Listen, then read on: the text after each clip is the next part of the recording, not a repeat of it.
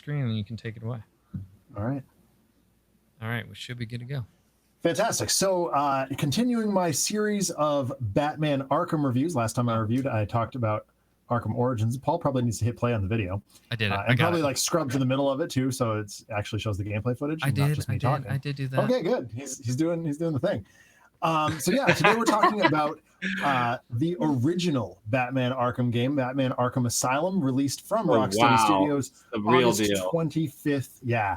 2009. I was still in college. As a matter of fact, the first time I played this game, a lot older than I thought.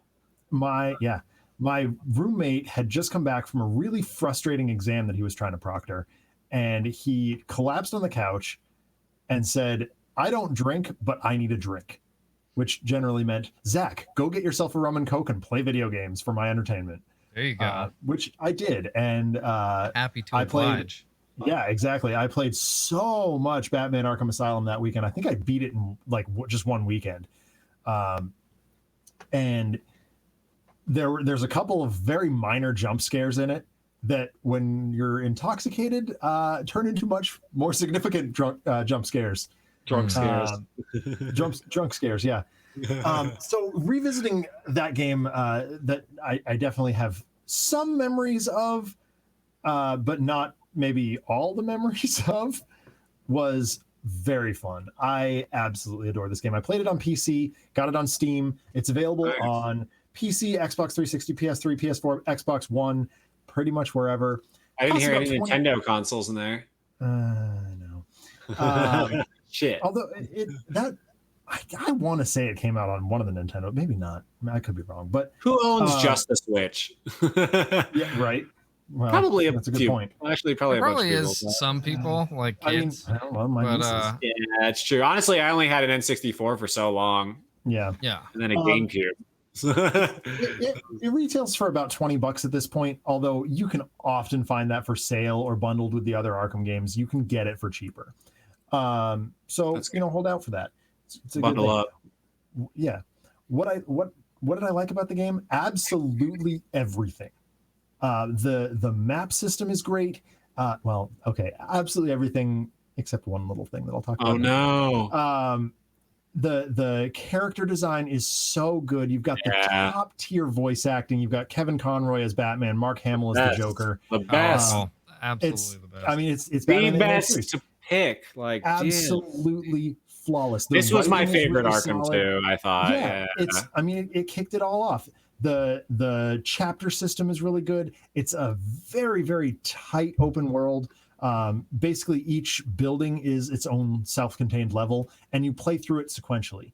So it is linear, but like it's linear, definitely. But you do have to, And there's Riddler challenges that take you all around Arkham Island. You really get a feel of the greater Gotham area, even though you're confined just to Arkham Island and the proper asylum. What I didn't like about the game was the final boss fight. Oh no, Josh, it's a bunch of quick time events. I don't remember. Is that what it was? Yeah, it's like the final boss fight with a really bad camera and a bunch of electric boys that shock the crap out of you, and then quick time events to take down the Joker. I do remember it. I was like, which game was it again? Okay, it was the Joker fight. And it doesn't even look or feel like the Joker. It's Joker all juiced up on his own version of Bane. I will say, story wise, though, it does kind of hit though. The very end, it does hit. I don't know if we can spoil it. Is this a spoiler alert? The game came out in 2009. Yeah, we don't have to spoil it. YouTube.com/another letdown CF. You can catch them all. And it's I'm actually most of the Arkham games are on that at this point. It's like the story beats really, really work. The gameplay beat for the story did not match. Yeah, I see that. Yeah, that does make sense. You have so much fun taking down the Penguin and Harley and even the Killer Croc fight. Paul, you were watching me do the Killer Croc fight. That fight is awesome. It's really painfully slow. And that's like my only complaint about that fight, but it really works. Like once you actually get into the weeds of fighting Killer Croc, it's like, oh yeah, no, this is probably how Batman fights Killer Croc. I obviously haven't played the game, but watching that was tedious. Like it is. It looked, I don't know. I would not have been pleased with that fight personally. But I have never played it, so it's frustrating because you're like you're feathering the stick trying to make Batman just sneak along these floating boards. Mm-hmm. So yeah, it's really frustrating, but it did give me an opportunity to interact better with the chat, where oftentimes with the Arkham games, I'm just stopping to listen to narration or or I'm riffing on the narration or whatever I happen to be doing. I'm kind of ignoring the chat. And Adam points out in the chat that it's really tense. Like it's pretty rough to watch, and it takes a long time, but it feels correct. It feels correct for that situation. Okay, there you go. So Rocksteady did a really nice job with that, and the same with the other villains as well. They had they're spot on. That was the one game where Arlene Sorkin voices Harley Quinn, and she knocks it out of the park, as you would expect from her. She does a really, really nice job. Is she the original Harley Quinn voice actress? Harley, yeah. Okay. They got the whole crew. The Scarecrow sections are really innovative, where you're sneaking around and trying to dodge his gaze. I had a hard time with those on stream, and I don't remember it being that difficult when I played it drunk. So that's streamer brain is harder than drunk brain. Shit. Brain, yeah, it makes it more difficult. But yeah, there's Arlene Sorkin did an amazing job as Harley. There is no comparable voice. I agree, there is none. Although, admittedly, Tara Strong does a very good job. Not the same, but very good in the later Arkham games, Knight and and we'll talk about her when we review those games. In terms of the gameplay overall, yeah, it's fun. It's simple, third person run around stuff. I'm a Gears player. That appeals to me. I like being able to see the backside of the cowl. You never get to see the backside of the cowl because when you're watching Batman on the screen, you want to see his face. Not when you're controlling him. You want to feel like Batman running around the city. There was a great moment which is clipped. I gotta publish it somewhere, where I found a dude basically sitting on top of a statue and like stabbing it, and I just shot him with the bat claw and ripped him down onto the ground. And I felt like such a badass. And Why was he stabbing the statue? He was insane. Okay. He was just a nutcase. So now you're beating up mentally ill people. Well, Paul's like, so who's the fucked up one now? All I did was drill a kid. You really feel like Batman. You feel like you're exploring and investigating and doing your job. Absolute home run gameplay, except for that last boss fight. That just completely it looks like they just ran out of money and had to get it out the door. That's how I feel about the BioShock boss fight, where it's just like a brawl and you're just like, this isn't even hard or fun. Like, Josh, that is exactly the comparison I was about to make. Yeah, it is literally feels like the BioShock fight. It's like, I don't want to do this anymore. Why am I bothering? And it's just for that end cutscene. That's really it's the only really just to see how it ends. Yeah, what a huge misstep. Like, that's the worst place to misstep, in my opinion. It's absolutely the worst. Like, you could choke on any other boss fight in a video game, and people aren't gonna bat an eye unless it was like the only thing, or maybe it's an impossible boss fight early on. Right? That's a good way to fuck it up. But like, if you fuck up the last boss fight, like that's gonna leave a bad impression in everyone's. That's the last thing I remember in the game. I'm putting on the controller like, okay, I earned this. Here we go. And you're just like, wait, like I just fought that shit like for this little cutscene. Like that was not worth it at all. Yeah. So the art is awesome. It feels like just prior to New 52 Batman, like a Tony Daniel artwork. Or that era for and that's obviously a comic book reference. I believe it feels really good. Regrettably not the best writing in that era, but that's my bias against Grant Morrison, and I apologize. But fuck you, Grant Morrison. The artwork was pretty good. So and the artwork for the game matched up perfectly, and that's when it came out. So it completely tracks. The music is the original Danny Elfman score. That's raw. That is very good. Yeah, it's really, really. In fact, I got DMCA struck for playing the game because it has the original score in it. I've had to since then I've had to mute the game music, which sucks, and I hate it. And I just pipe in something from tabletop audio instead. But yeah, it got copyright flagged. And this is fortunately before all the big revamps of the DMCA strikes at Twitch. And when I was publishing the VODs, it got similarly muted on YouTube. I'm like, okay, I got to do something about this. So it sucks, and I miss that music a lot when I'm playing. But it's top notch. It's the best. It's the best of the best. Yeah. Sound design. When I throw a batarang, I hear that thwip.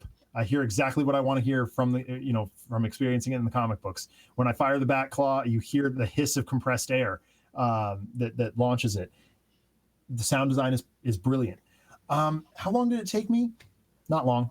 It's like a 12-hour game. Yeah, it's like a 12, 15 hour game. Longer because I was streaming it.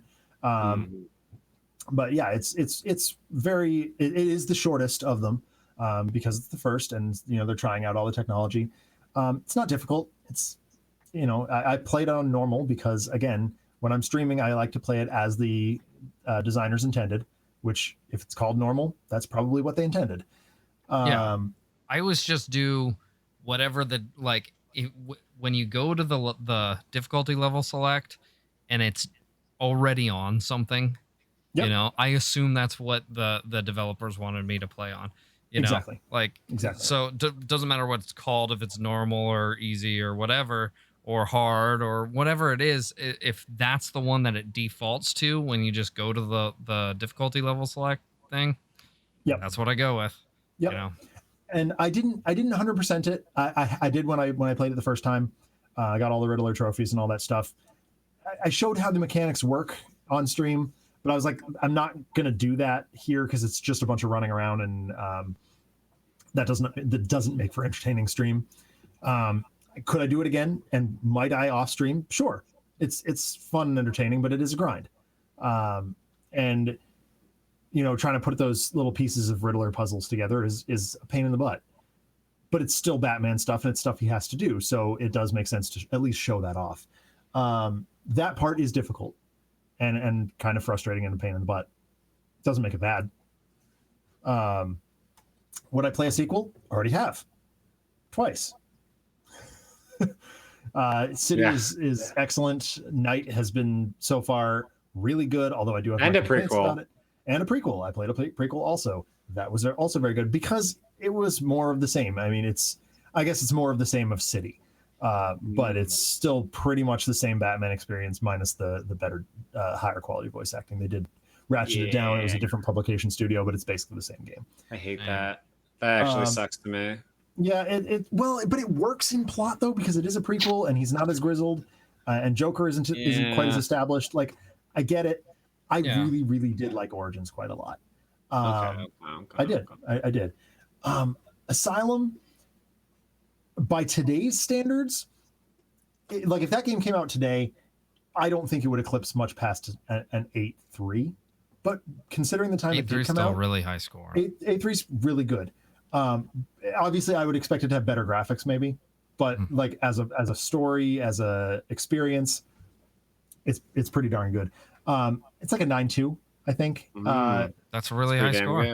Yeah, it's a very high score. I would agree with that. It's far and away one of my favorite experiences in video gaming, bar none. And I will continue to play that as long as I am able. I think it gets bonus points too for being a licensed title that doesn't suck. Those games are few and far between, and definitely. I feel like I always give Batman games that are good like a little extra love, just because it's the worst when something you love like Batman sucks, right? I'm so glad they made these here. At my desk space right now, I've got 3 Batman posters within eyeline. I'm a giant bat dork. And I played Batman the animated series on the Game Boy. Yes. Okay, I was gonna say that game's fucking amazing. It's like the second game I ever owned for myself. Yeah, no, it's amazing. It's amazing. But this, the memories that are attached to it, hanging out with my roommates and playing this game, hanging out with chat and playing this game, playing it on my own. I've played it 3 or 4 times. It's kind of like my equivalent of Josh's Banjo-Kazooie. Like, you know, I just played that 100 times. It's my comfort game. I go back to it all the time. I love the voice acting. I love the story, despite the disappointing end battle. Yeah. It just hits an absolute home run for me. Sweet. Fuck yes. Yeah, that game is killer. I love that game. It's wonderful. A nice. Does that wrap it up? Mm-hmm. Perfect. All right.